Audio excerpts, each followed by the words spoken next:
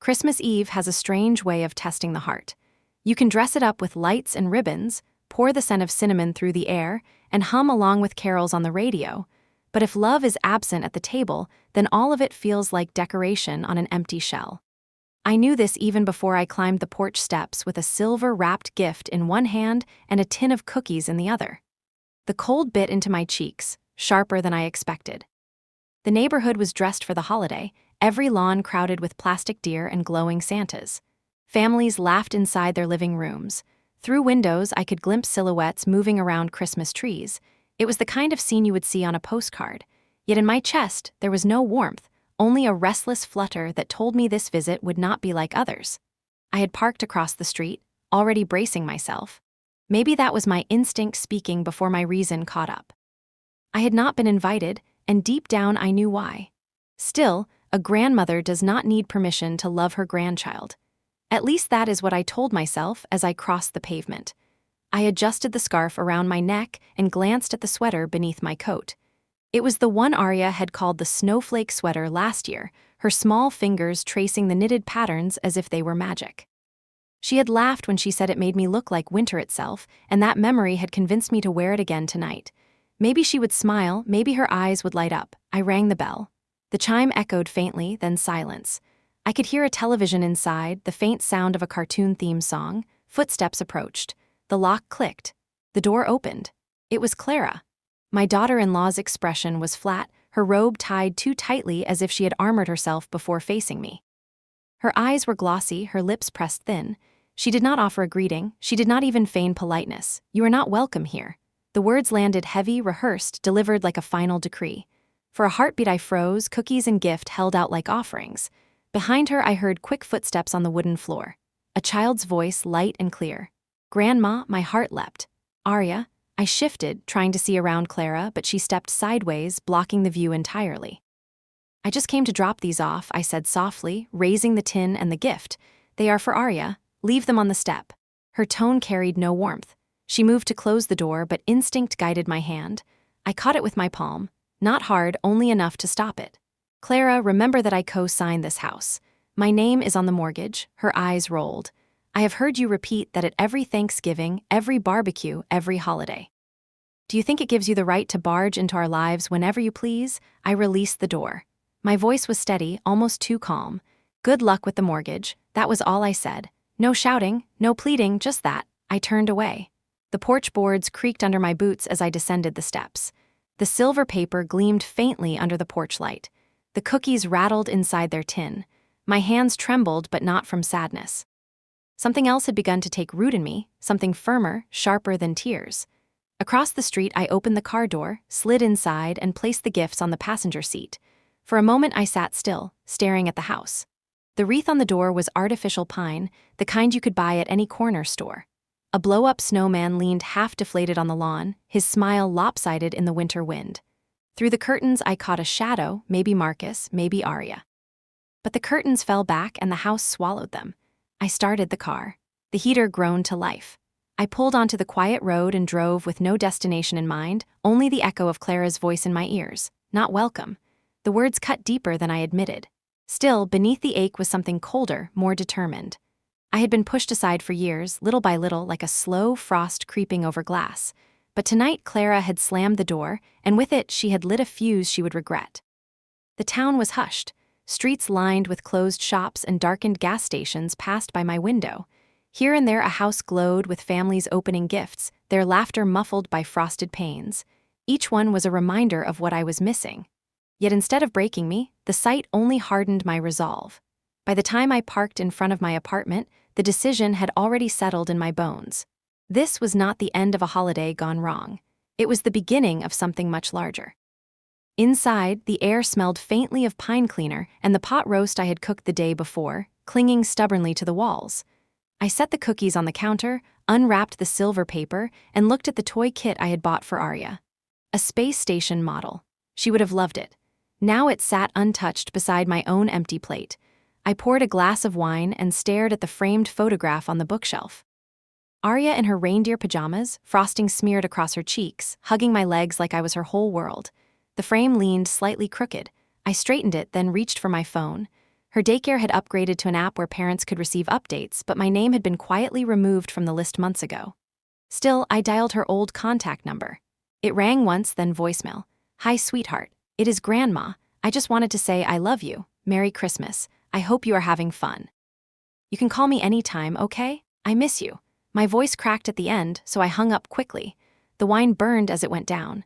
I sat in silence, the muted glow of the television filling the room with meaningless color. My eyes drifted to the drawer of my desk. Inside were the documents I had nearly forgotten about, papers with my signature from years ago when I had co-signed Marcus and Clara's mortgage. Something inside urged me to look. I pulled the folder out and spread the papers across the table. The pages smelled faintly of dust and ink. I flipped through them slowly until my hand stopped. There it was. A refinance addendum dated last year. My name, my signature, except it was not mine. The loops were wrong. The slant unnatural. I stared, my stomach clenching. Someone had forged my name. The longer I stared at the page, the more the forged signature mocked me. My own name bent out of shape, a clumsy imitation. Whoever had written it thought they could pass it off as mine. Whoever had written it believed I would never notice or perhaps never bother to look. I traced the letters with my finger. My stomach tightened until I felt lightheaded. This was not an accident. This was not a slip of ink. This was deliberate. The realization spread through me like fire through dry wood. "Clara," her voice echoed from earlier, dismissive and cold. "You are not welcome here." Of course she would not want me welcome. Of course she would prefer I remain outside, blind to the truth hidden behind their walls. She had not only barred me from the house.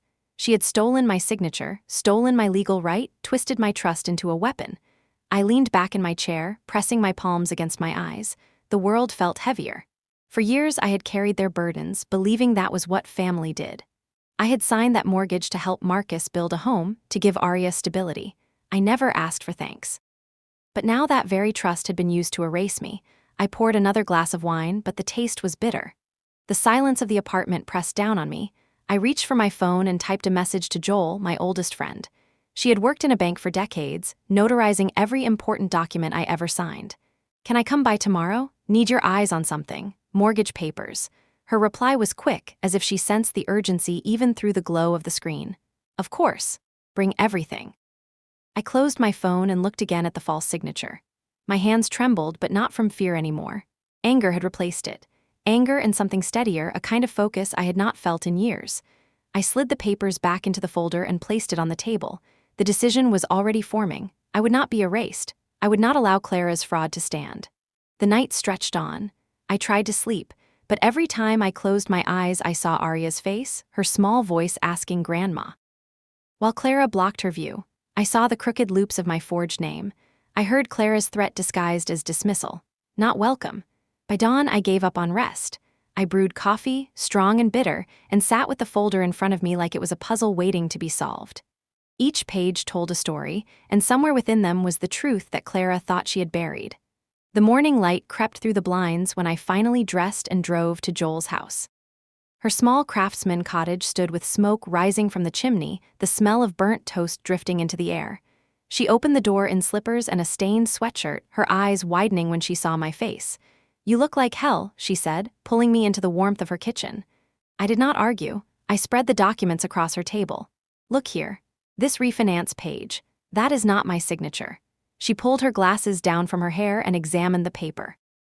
Her silence was heavy, the kind that carries weight. Then she opened her own drawer, produced a notarized copy of the original mortgage I had signed years before, and laid them side by side. "It is not just that it is not yours," she said finally. "This one is a rush job. The pen strokes have no pressure. The angle is wrong, and look at the date. It falls on a Sunday. No bank processes refinance paperwork on a Sunday." Her words hit like a hammer. My suspicion became certainty. "This is fraud," Joel said quietly. "Whoever did this committed a crime." I nodded, too numb to speak. "You need a lawyer, right away." Her kitchen smelled of scorched bread and old coffee. Sunlight cut across the table, highlighting the forged signature like a wound. My chest ached with betrayal, but beneath it was resolve. I drove home with the folder strapped into the passenger seat like a fragile passenger. My grip on the steering wheel was so tight my fingers ached. I could not escape the thought that my grandson was being raised in a house built on lies. A house that carried my name on its foundation but no longer welcomed me at its door. Back inside my apartment, I stacked every receipt, every payment slip, every email into neat piles. Clara had been careful, but not perfect. The evidence was there, hidden in the small things she thought no one would notice. A text from Marcus saying she told him I did not need to be at the bank. A note where she mentioned that Marcus would handle the paperwork. Small cracks, but enough to show the shape of the truth. I worked until the light faded. My desk was covered in yellow notes scrawled with dates and reminders. I titled the page Things I Regret and wrote number 1 in heavy ink, trusting Clara with anything more valuable than a casserole. When exhaustion finally claimed me, I lay on the couch with the documents piled nearby. Sleep was thin, broken by the same images. Clara's cold eyes. Marcus's silence. Arya's voice, distant and longing, the loops of my stolen signature. By morning, determination had sharpened into steel. I made calls until I found a legal aid service that would see me the next day. The young woman on the phone sounded brisk, efficient, unbothered by the tremor in my voice. "Bring everything you have," she said. "We will take it from there." I hung up and looked around my small apartment. For the first time in months, I did not feel powerless. Clara had tried to erase me with ink and lies, but she had left a trail. And now that trail led straight to her. I touched the photograph of Arya again, her frosting-smeared smile frozen in time. I whispered to the empty room, "I am not going anywhere, sweetheart, no matter what your mother says." The city outside was alive again. Cars moved along wet streets. Children shouted in yards. Life carried on as if nothing had shifted. But for me, everything had changed. I had been shut out at Christmas. I had been told I was unwelcome, but I held the proof in my hands. Proof that the locks Clara thought she had turned against me were made of paper, and paper can burn. I poured another cup of coffee, steadied my breath, and began preparing for the battle ahead. Because this was no longer about hurt feelings. This was war. The morning after I discovered the forged signature, I woke with my jaw aching from how tightly I had clenched it in my sleep, or maybe I had not slept at all. The night had been a blur of pacing from room to room, replaying every word Clara had ever spoken to me, searching for clues I had missed. Every memory felt tainted now.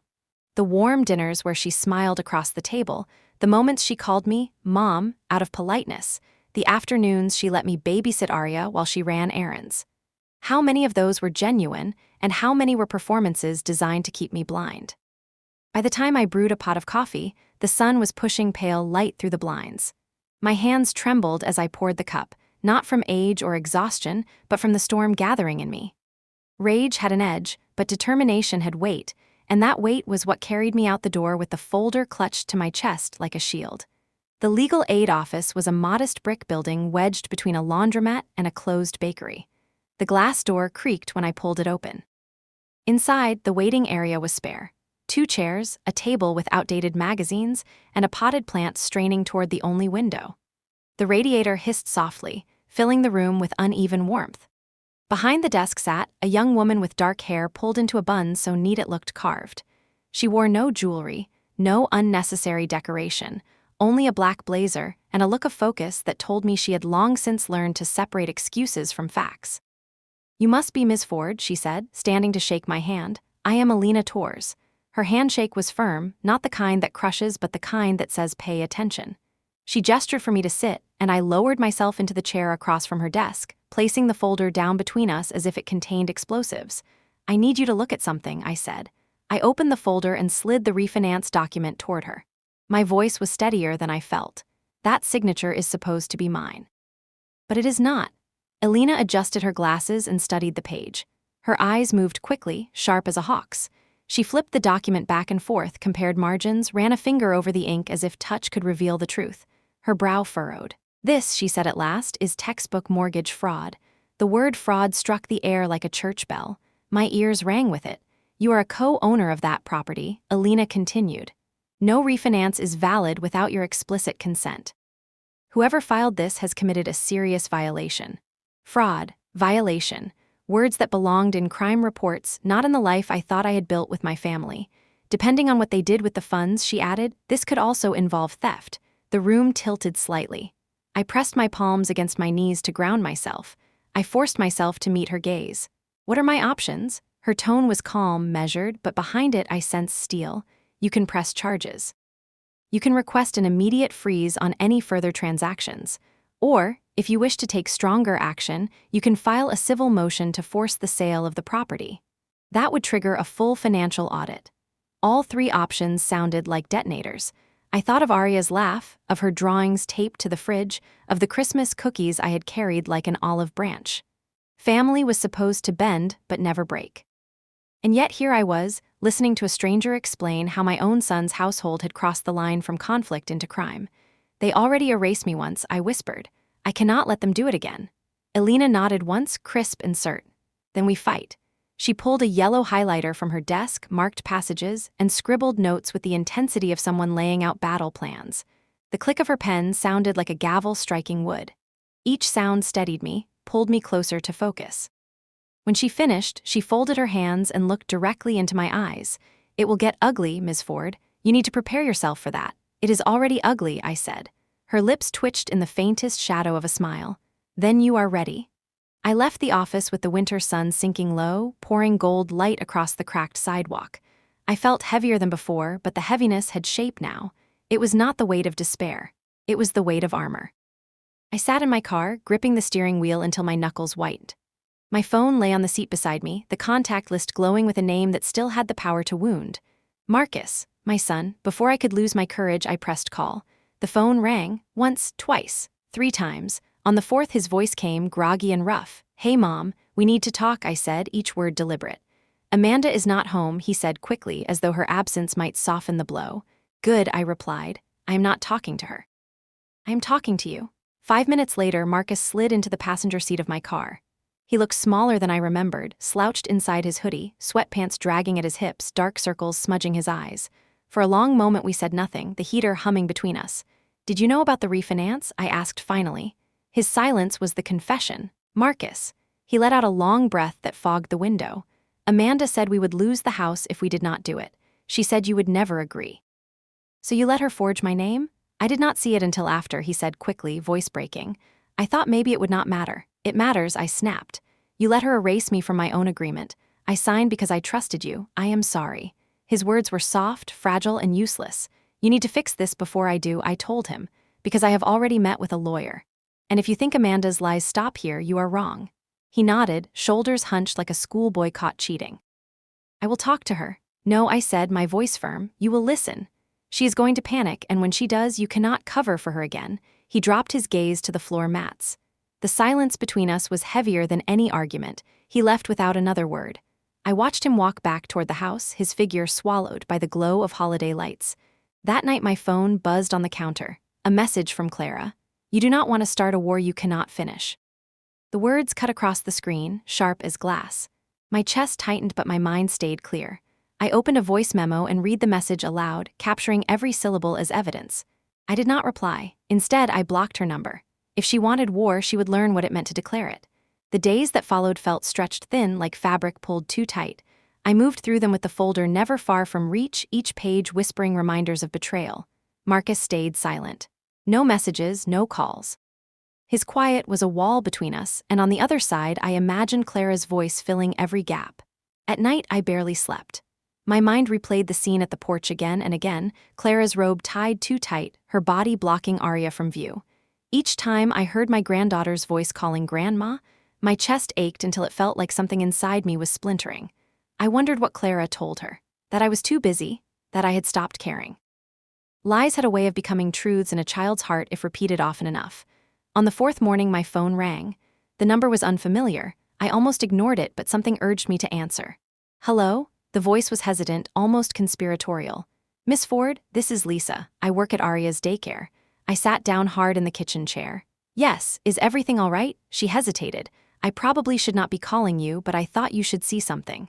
Arya left a drawing in her cubby last week. I kept it aside because it felt important. My throat tightened. Could you tell me what it was?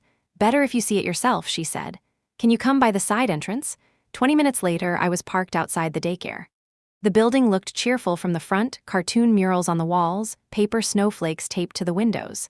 Parents bustled in and out with their children, coats flapping, boots squeaking on salted pavement. But I stayed in the car until I saw Lisa step out through the side door, a folded piece of paper in her hand. She approached quickly, glancing around as though she were smuggling secrets. Here, she whispered, pressing the paper into my hand. He did not say much, just gave it to me quietly. I thought you would want to know. I thanked her, my voice hoarse, and unfolded the paper in the car. The drawing was crude, made in thick crayon lines. A house sat in the center, 3 stick figures standing together outside, one tall, one medium, one small. Off to the side, behind a square window, was a 4th figure. A face with heavy blue scribbles for tears. Underneath, in blocky letters only a child could make, were the words, "Grandma is outside." My chest seized. I pressed the paper to my lap, running my fingers across the crayon lines.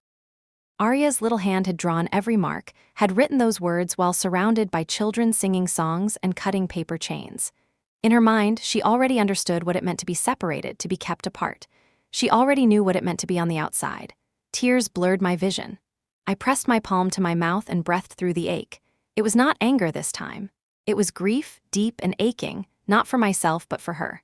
For the childhood being shaped by walls she could not understand. I drove home with the drawing resting on the passenger seat. At every red light I looked down at it, the blue scribbles bleeding into my heart. Once inside, I made a copy immediately and taped the original to the fridge. I wanted it visible, a reminder, a mission statement. Clara thought she had the power to erase me, but my granddaughter's crayon lines had already carved me back into existence. I took a photo of the drawing with my phone and sent it to Marcus. No words, no explanation. Just the image. 10 minutes later my phone rang. His name lit the screen. I let it buzz twice before answering. "I saw it," he said, his voice low.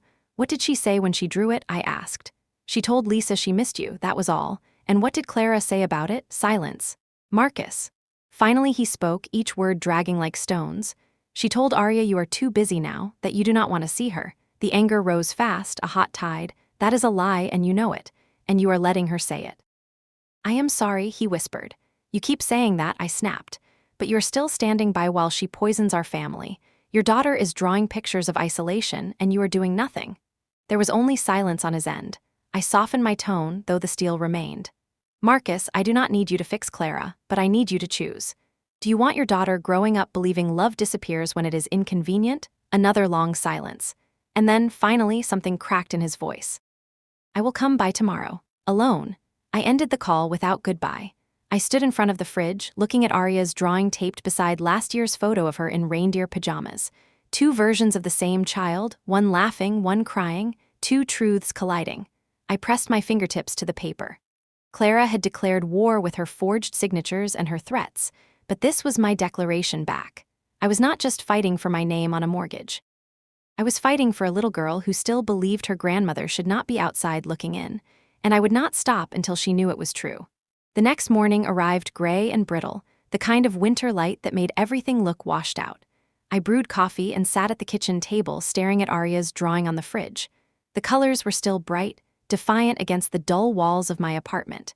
That small piece of paper had become more than a child's sketch. It was a line in the sand. When the knock came, it was hesitant, almost guilty. I knew it was Marcus before I even opened the door. He stood there with his hands shoved deep into his jacket pockets, eyes darting anywhere but mine. "Come in," I said, stepping aside. He entered like a guest instead of my son, shoulders hunched, his movements slow. He looked around the apartment as if he had not been there in years, though it had only been months. His gaze landed on the fridge, on the drawing taped beside the photo. His eyes darkened. "She drew that at daycare," he murmured. "Yes," I said, "and it says more than anything Clara has ever tried to tell me." He rubbed his face, looking tired, older than his age. "I do not know how to fix this, Mom." "You do not fix it by apologizing," I told him. "You fix it by choosing the truth, even if it hurts." He sank into the chair opposite me. The silence stretched, filled only by the ticking of the old clock on the wall. Finally, he said, "Amanda told me you threatened her." I laughed bitterly. "Threatened her? She forged my name. She stole my rights. That is not a misunderstanding, Marcus. That is a crime." He flinched at the word, just as I had when Alina first said it. A crime? He had to hear it, feel the weight of it. "She said you are trying to take the house away from us," he whispered. "No, I am trying to take back what is mine. There is a difference." Marcus leaned back, covering his face with both hands. For a moment he looked like a little boy again, overwhelmed, caught between 2 parents fighting. Only this time the fight was between his wife and me, and he was still choosing to hide instead of stand. I leaned forward, voice low but firm. "I have a lawyer. I have evidence. If you do not face the truth now, it will face you in court." He lowered his hands, eyes wet, and whispered, "What do you want from me?" I stared at him, my son, my flesh and blood, a man who should have been my ally but had become my adversary by silence. What I want is simple, I said. Protect your daughter from lies, that is it. If you cannot do that, then I will. The room fell silent again, thick and heavy. Finally, he stood. His voice was quiet but sharp. She will not let this go. I know, I replied. And neither will I, he left without another word, the door closing behind him with a sound that felt like a warning. That afternoon, I sat in Alina's office again, handing her a copy of the text Clara had sent me, the one that read, "You do not want to start a war you cannot finish." Alina read it once, then again, her brow furrowing. Good, she said simply, sliding the paper into a folder. Threats make juries sympathetic. I almost laughed. Sympathy was not what I wanted. I wanted justice. I wanted my name back where it belonged. Alina outlined the next steps. Filing charges, freezing accounts, preparing for depositions. Each word sounded like a drumbeat, each plan like a move on a battlefield. I nodded through it all, absorbing the language of war. When I returned home that evening, the phone rang again. This time the number was blocked. Against my better judgment, I answered. Her voice slithered through the line before I could speak. You are tearing your son's family apart. I froze. Clara, you think you are protecting Arya? She hissed. You are destroying her home. My jaw clenched. You destroyed it the moment you forged my name. She laughed, a sound cold and sharp. Do you think anyone will believe you over us? You are old, bitter, lonely. That is your reputation, whether you like it or not. I held the phone tighter, forcing my voice to stay calm. I have proof. Then her tone shifted, syrupy and cruel. Proof does not matter when you are forgotten. The line went dead. I stood in the kitchen staring at the silent phone. For a moment fear crept in, thin and sharp, whispering that maybe she was right, that maybe Marcus would side with her forever, that maybe Arya would grow up only knowing me as the outsider. But then my gaze lifted to the fridge, to the drawing, to the blocky letters that spelled out "Grandma is outside." No, I would not stay outside, not anymore. I sat down at the table, opened my notebook, and began to write everything down in detail. Dates, times, words. Each page became a shield, each line a weapon. Clara wanted war. She would get one. The next few days were an endless tug-of-war between fear and focus. Every time I glanced at my phone, I half expected another blocked call, another poisoned message from Clara. I kept my ringer on low, unwilling to hear her voice invade my home again. Instead, I threw myself into gathering evidence. Old emails, receipts, copies of checks, every scrap of paper that connected me to the house. My living room became a maze of folders and sticky notes, the coffee table stacked high with records. It looked less like a home and more like a war room. Alina called each evening to check progress. Her voice was brisk, efficient, but there was comfort in her steadiness. She told me exactly what to keep, what to scan, what to highlight. When I doubted myself, she reminded me of the facts. I was a co-signer. I was a legal owner. No amount of Clara's lies could erase black ink on white paper. Still, doubt crept in when the nights grew too quiet.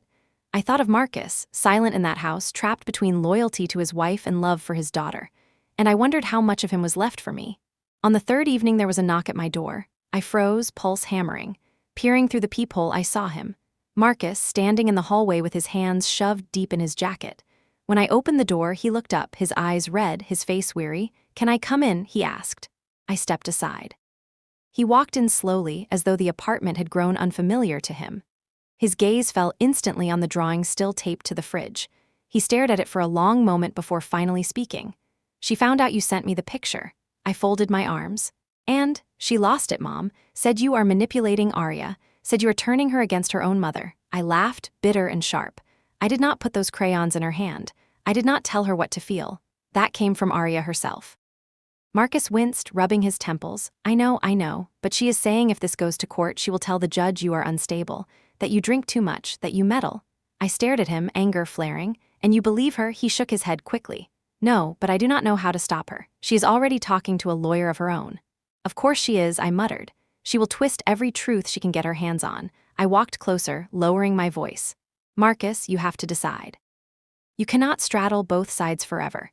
If you stand with her lies, then you are against me." He looked at me, eyes wet, torn. "I do not want to lose you, Mom." "Then do not let her erase me," I said softly. For a long time he said nothing. Finally, he nodded once, then left, shoulders slumped as though the weight of his choices was finally settling on him. The next morning, an envelope slid under my door. No postage, no return address. My stomach dropped as I picked it up. Inside was a single sheet of paper with one sentence typed in bold: "Walk away or lose everything." No signature, no name, but I knew who it was from. I brought it to Alina that afternoon. She read it calmly, then slipped it into her growing folder of evidence. Good, she said. Intimidation only strengthens your case. But to me, it felt different. It felt like a hand reaching into my home, a reminder that Clara wanted me afraid, cornered. I would not give her that satisfaction. That night I sat with Arya's drawing in my lap, running my fingers over the waxy crayon. This was my anchor. My granddaughter's small truth against a grown woman's lies. Clara could forge signatures, type threats, twist Marcus into knots, but she could not erase this. She could not erase me from Arya's heart. I whispered aloud as if Arya could hear me through the walls of distance and silence. I am still here, sweetheart. I am not going anywhere. The words steadied me. By the time I set the drawing back on the fridge, my fear had shifted. It no longer paralyzed me. It sharpened me. Clara wanted me weak. Instead, she had made me relentless. And that relentlessness was about to change everything. I spent the morning combing through a stack of papers so high it nearly toppled off the coffee table. The documents were sorted into folders now, each labeled with sticky notes: mortgage, bank records, texts, threats. Alina had told me to be thorough, and I had taken her words like scripture. If Clara thought she could bury me under forged ink, she was about to learn I had a memory like a ledger and a stubbornness that did not quit. The phone rang just as I was highlighting another line of payment records. It was Alina. "We have filed the initial motion," she said. "They will be served papers by the end of the week." Her words lit a spark of grim satisfaction inside me. "Good. Be prepared," Alina warned. "Once she is served, she will not stay quiet." I almost laughed. "She has not stayed quiet this whole time." "That may be true," Alina said, "but now she will fight like someone backed into a corner, and people in corners are dangerous." After we hung up, I sat in the silence of my apartment. For the first time in months, I felt something resembling hope. Not joy, not peace, but hope in the form of a battle plan. Yet beneath that hope was a hum of unease. I could not shake the feeling that Clara's schemes were about more than keeping a roof over her head.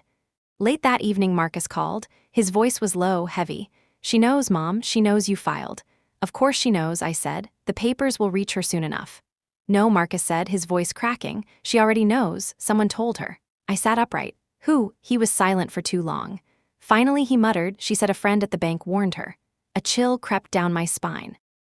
Even before the courts had their say, Clara already had eyes inside. She had strings she was pulling. Marcus continued, "She is panicking, talking about moving accounts, selling things before they get frozen. She is terrified." "Good," I said firmly. "She should be," but there was something in his voice that unsettled me. Panic was not unusual for Clara, but desperation was. I heard it in Marcus too, as though he feared what she might do if cornered.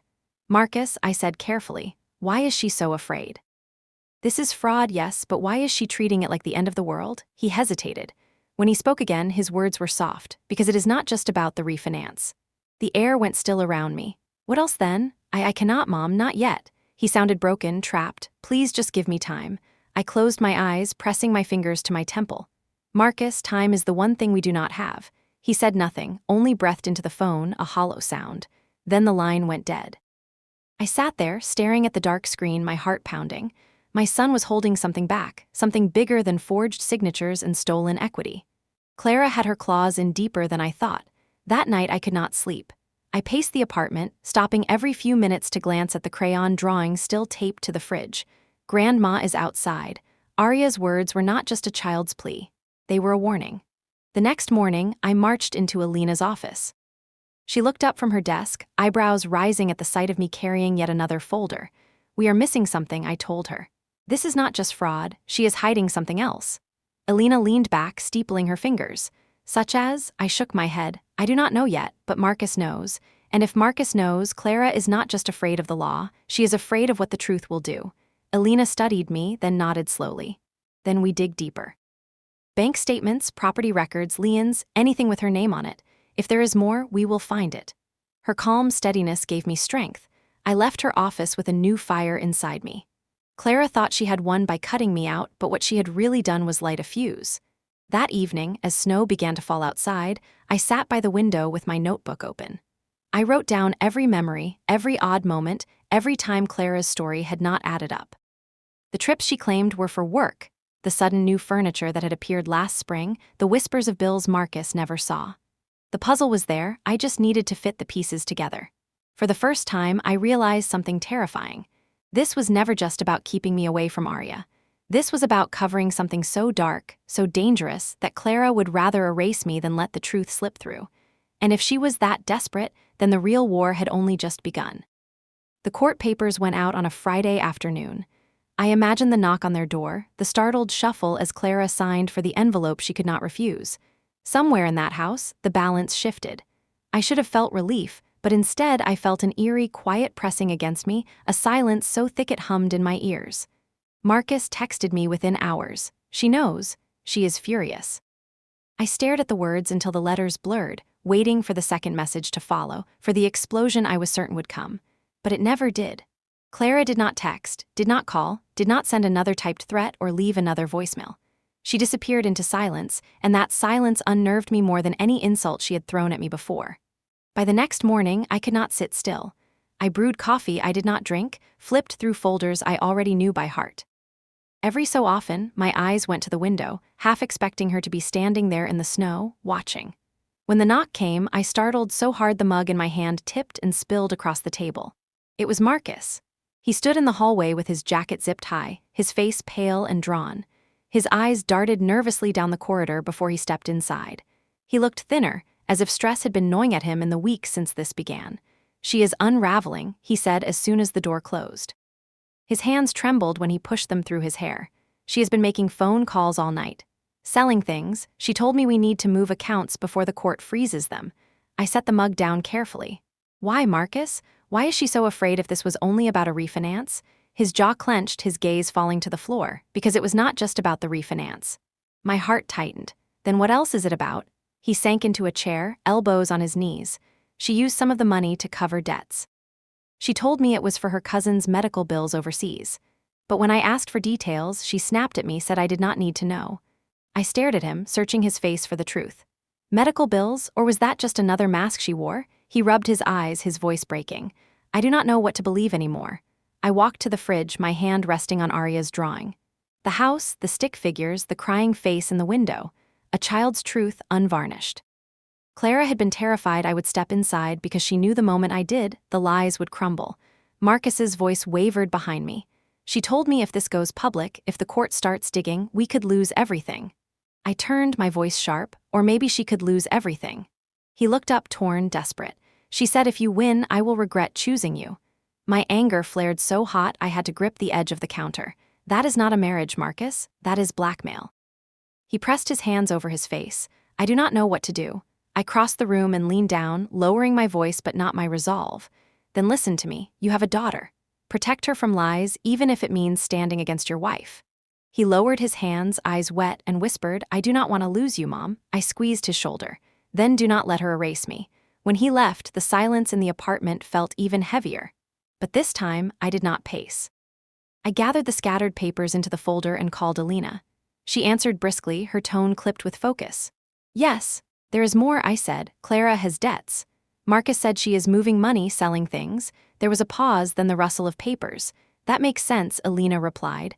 "I will run a check on property and accounts under her name. If she is moving funds, we will find it." Hours later, Alina called back. Her voice carried a sharp edge now. "You were right. Clara has a private account under her maiden name. Multiple deposits, large withdrawals.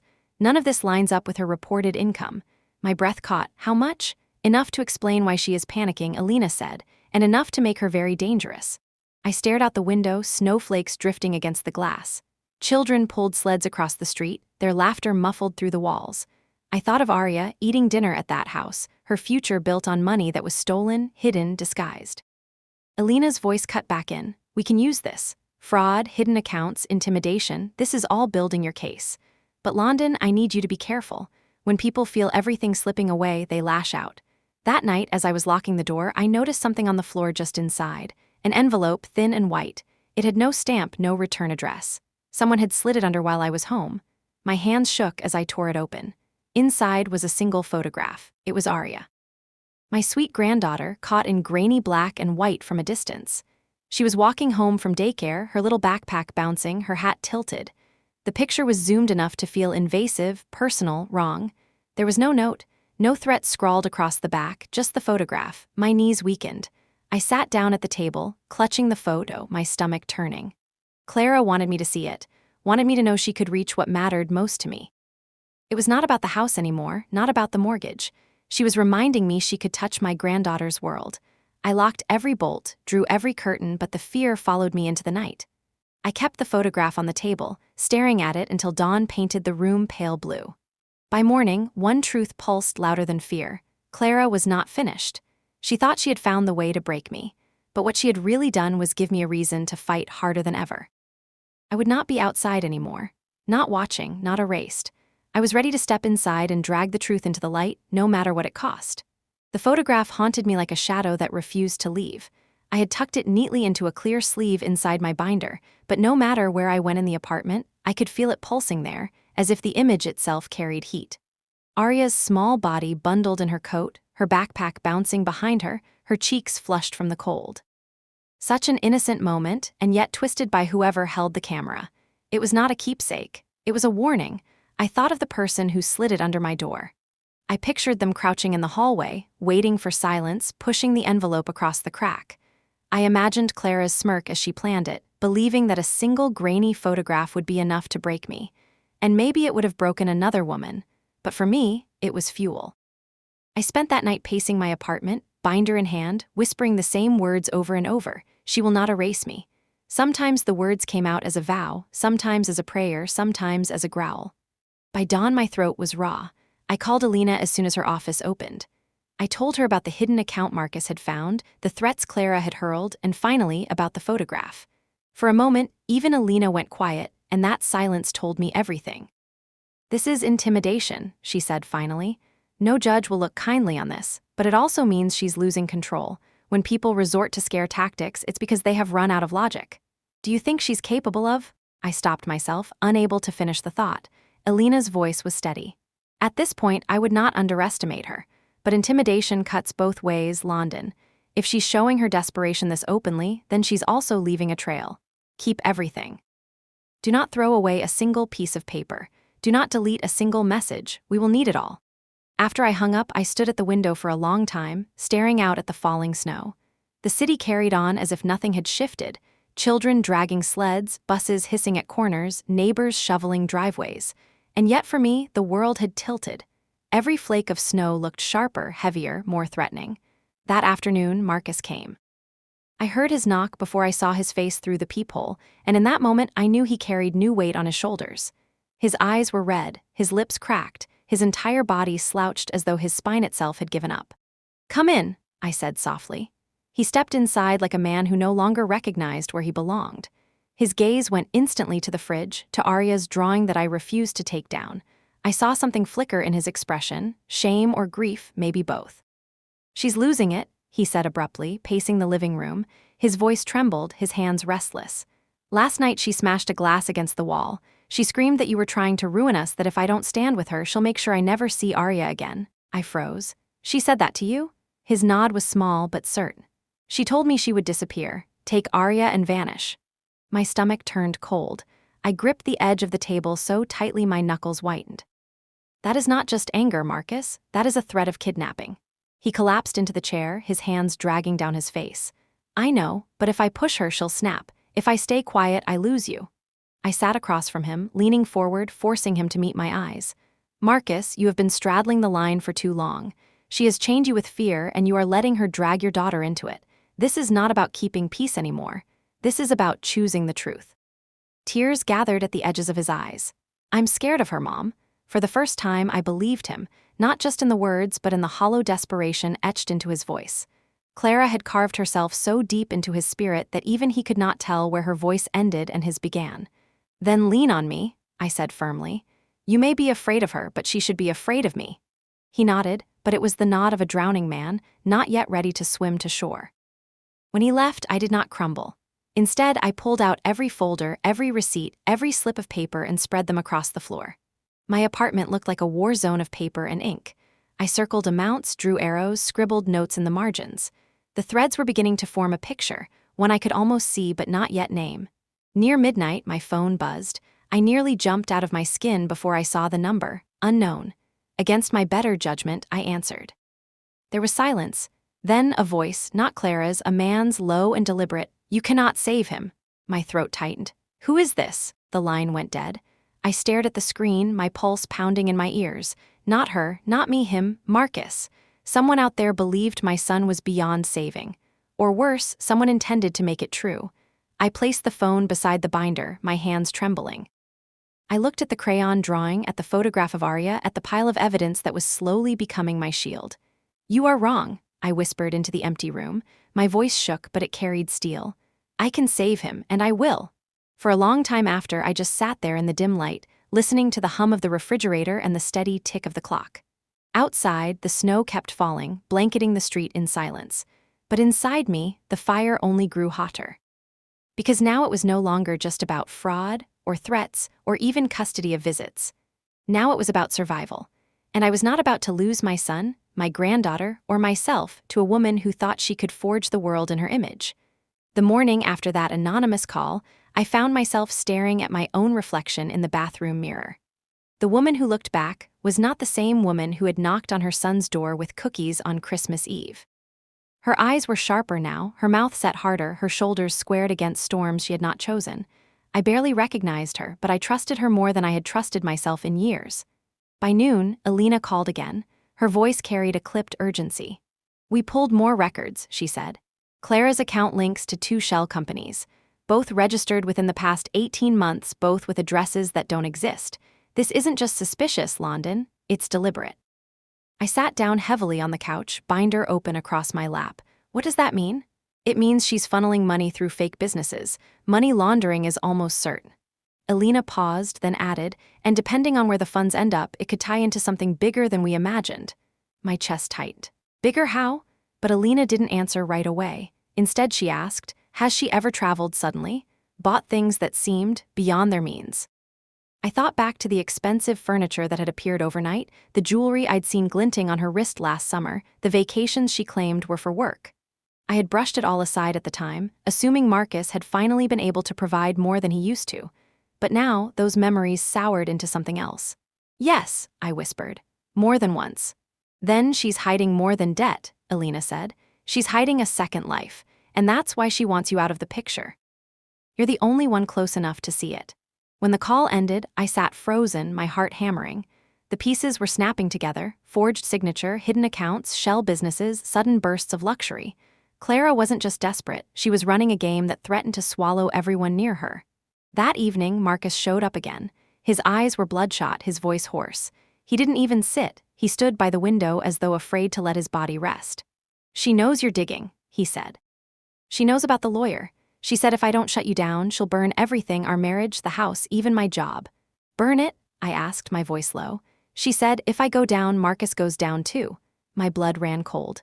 Clara wasn't bluffing anymore. She was drawing a line in fire. "Listen to me," I said, rising from the couch. "If she's laundering money, if she's using that refinance to cover her tracks, the truth is coming whether you help me or not. But you can choose how it lands. You can be the man who shielded his daughter from lies, or the man who let fear destroy her childhood." His jaw clenched, his eyes shining with tears. "You don't understand, Mom. She has people, friends who don't ask questions. If she feels cornered, she'll run, and she'll take Arya with her." The words stabbed through me. My knees weakened, but I forced myself to stay upright. "Then don't give her the chance. Stand with me now." But he couldn't answer. His silence was heavier than any refusal. He pressed his forehead to the glass, staring out into the dark street, and I knew his war was eating him alive. That night, I found another envelope under my door. This time there was a note inside, written in messy black ink. "If you keep pushing, she disappears." Both of them. My hands shook so violently I almost dropped the paper. Both of them, not just Clara, not just Arya. Marcus too. I pressed the note flat against the binder, my breath coming in shallow bursts. This was no longer a battle over a house. It wasn't even about money anymore. This was survival, and Clara, or whoever stood with her, was willing to gamble everything. I sat in the silence of my apartment, staring at the fridge where Arya's crayon letters shouted their truth. "Grandma is outside." "Not for long," I whispered. "Not for long." I barely slept after the note arrived. "If you keep pushing, she disappears." Both of them. The words replayed in my mind until they carved grooves into my thoughts. I sat on the couch long after the street outside had gone silent, binder open across my lap, the note pressed between plastic sleeves. I kept asking myself the same question: who was sending them? Clara's handwriting was neat, deliberate. This ink was jagged, messy, almost frantic. Was it Marcus, slipping warnings to my door under cover of night? Or was it someone Clara owed, someone who wanted me out of the way before I pulled the thread that unraveled their dealings? By morning, I decided it didn't matter. Whether the note came from Clara or from the shadows she was hiding, it confirmed the same thing: this was bigger than a mortgage. At 9 sharp, I marched into Alina's office. She looked up from her desk, saw my face, and immediately set aside the folder she was reading. "What happened?" she asked. I slid the note across her desk. She read it, lips tightening. "This isn't just intimidation anymore. This is threat of disappearance. That changes everything." Her calm tone steadied me, even as my heart raced. "You said Clara was funneling money into shell companies. Have you found where it goes?" Alina flipped open a thick file and pushed it toward me. "We traced part of it. The money moves from her account into 2 businesses, then disappears into an international transfer. The receiving account is registered offshore." I scanned the papers, my stomach twisting. "Offshore where?" "Cayman Islands," Alina replied. "Classic laundering route. But here's the problem. When money moves offshore, it often vanishes for good. Unless what?" She leaned forward. "Unless we catch her in the act. If she tries to move more money while the freeze order is pending, we could tie it directly to her name. That would make this a criminal case, not just civil, and that would put her in far more danger than you." I sat back, stunned. Clara hadn't just betrayed me. She was dragging Marcus and Arya into something that could shatter them. That afternoon, Marcus called. His voice was strained, words tumbling out in fragments. She's talking about leaving, about buying tickets. She said if things get worse, we'll go somewhere no one can find us." My chest seized. "Marcus, listen to me. If she runs, you lose everything. Not just the house, your daughter, your life here. You have to stop her." His breath came ragged. "I don't know how, Mom. She has everything under her name. The money, the accounts, even Arya's school forms. I sign where she tells me to." I closed my eyes, pressing my fingers against my forehead. "Then stop signing. Stop being her shadow. If you want your daughter to grow up free of this mess, you have to stand with me now. Otherwise, you'll both disappear with her." Silence stretched on the line. For a moment, I thought he had hung up. Then, in a whisper so soft I barely caught it, he said, "You don't know what she's capable of." "I know enough," I replied, "and I know I won't let her destroy you." That night, I sorted through old photos of Arya, searching for strength in her smile. But as I tucked the pictures back into their envelopes, I noticed something odd. In the background of one photo, taken at a family barbecue last summer, Clara was on the phone, turned slightly away. Her expression was sharp, tense, nothing like the cheerful face she put on when she noticed me looking. I zoomed in, my hands trembling. I couldn't see who she was speaking to, but her posture told the story. She wasn't just chatting, she was reporting. A chill ran through me. Clara wasn't just hiding money, she was answering to someone. The following day, Alina called me again. Her tone was sharper than usual, like a scalpel cutting through pretense. "We dug further," she said. "The offshore transfers Clara made, they connect to an entity under investigation by federal authorities, a network suspected of laundering money for organized crime." I gripped the phone so tightly my knuckles ached. "You're telling me my daughter-in-law is involved with criminals?" "I'm telling you," Alina replied carefully, "that the money she moved didn't vanish into thin air. It landed in accounts already flagged. Whether she knew it or not, she is now tied to them, and that makes this far more dangerous than a civil case." My stomach churned. A forged signature, a stolen mortgage that I could fight. But this was a different battlefield. That evening, Marcus appeared at my door again. His face was pale, his hands restless. I could see from the way he hovered in the doorway that he didn't come for comfort. He came for confession. "She told me," he said without sitting. "She said the money wasn't just ours, that she had promised it to someone else, people who don't wait for late payments." I felt the room tilt. "Who, Marcus? Who are these people?" He shook his head quickly, his voice breaking. "She wouldn't say. She just said if we don't give them what they're owed, they'll come for us." "For all of us?" I stepped closer, gripping his arm. "And you believed her?" His eyes met mine, wide with terror. "I heard the call, Mom. I heard a man's voice. Cold, demanding. It wasn't just a threat, it was a deadline." I let go of his arm and turned away, pressing my palm against the wall. The note slipped under my door, the photograph of Arya, the offshore accounts, all of it formed a picture too dark to deny. Clara wasn't just greedy, she was entangled. And she was dragging Marcus and Arya down with her. Marcus's voice cracked behind me. "She said if you keep pushing, they'll blame me, that you're making me look weak, that you're painting a target on my back." I spun on him, my voice sharper than I intended. "She's the one painting the target, not me. Don't you see? She's using your fear to keep you chained to her lies." He flinched but didn't deny it. His silence was its own confession. After he left, I sat in the dark, binder open across my lap. For weeks I thought Clara's war was personal, a battle to cut me out of the family, to erase my name from a mortgage. But now I saw the truth. The house, the refinance, the forged signature, those were just the surface. Beneath them was something rotting, something that had teeth. Near midnight, my phone buzzed with another message. No name, no number, just words. She isn't afraid of you. She's afraid you'll expose who she works for. I stared at the screen, my pulse hammering. For the first time, I understood the full shape of Clara's desperation. It wasn't just me she wanted gone. It was the truth she wanted buried, the truth about who was pulling her strings. I closed my eyes, whispering to the silence. Then that's exactly what I'll do. Because this wasn't just family anymore. It was survival against something far darker than I had imagined. By the time dawn crept through my blinds, I had already decided. This was no longer about waiting for courts or lawyers to slowly untangle Clara's mess. She wasn't playing by rules, and I could not afford to sit still while she tightened her grip. I stared at the binder on my table. Inside were months of evidence, forged signatures, hidden accounts, threatening notes, photographs of Arya. Proof stacked on proof until it weighed as much as a brick wall. And yet it wasn't enough. Not yet. I poured coffee into my mug and dialed Alina. She answered on the second ring, her voice husky with sleep but instantly alert. I want to move faster, I told her. There was a pause. Faster how? I don't just want to defend myself in court. I want to expose her. The money, the shell companies, everything she's tied to. I want her to see the walls closing before she has the chance to run. Alina exhaled slowly. That's a dangerous move. If we push too hard, she might panic. And a panicked person connected to crime, that's unpredictable. She's already unpredictable, I said firmly. She's threatening to disappear with my granddaughter. She's dragging Marcus into a pit he can't climb out of. If I wait, she wins. I need to turn the light on now. There was silence on the line, then Alina said, all right. Then we need to make her believe she has no allies left. We start by confronting Marcus with everything, all the evidence. If he's still in denial after that, then at least we'll know exactly where he stands.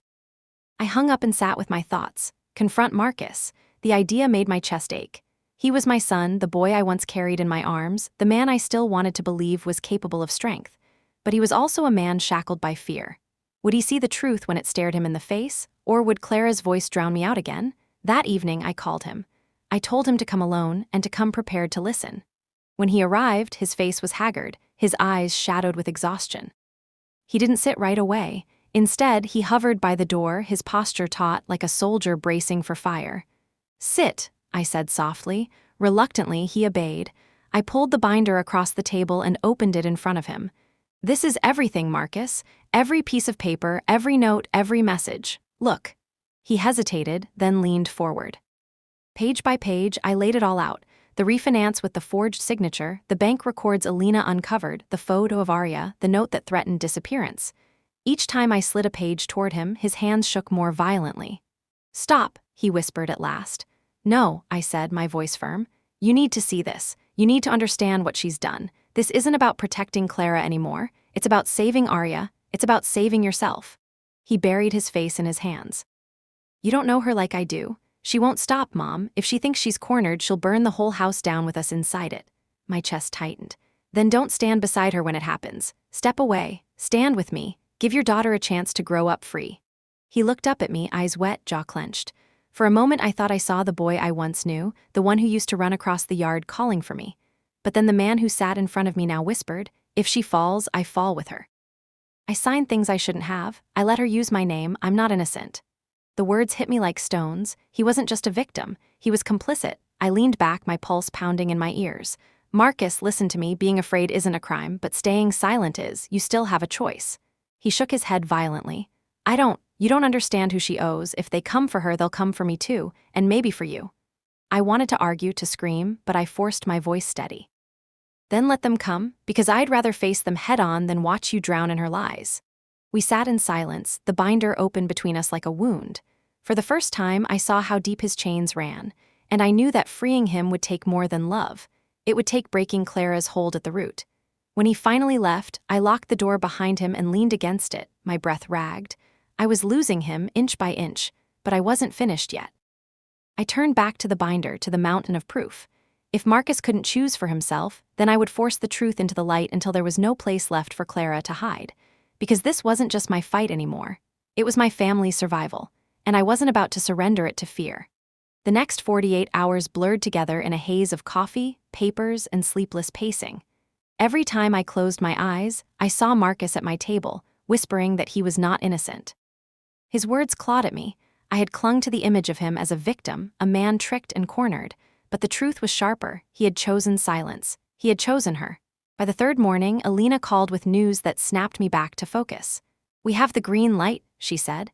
"The judge approved the freeze order on the accounts. Clara won't be able to move money without it flagging immediately, and we're coordinating with federal investigators. Once we submit the shell company trail, they'll step in." For the first time in weeks, I let myself breathe. "So it's ending?" "It's beginning," Alina corrected. "Clara will know within hours that her funds are blocked. She'll panic. That's when she's most dangerous. Be ready, be ready." The words echoed as I prepared myself. I cleaned the apartment as though order on the outside would anchor the storm inside.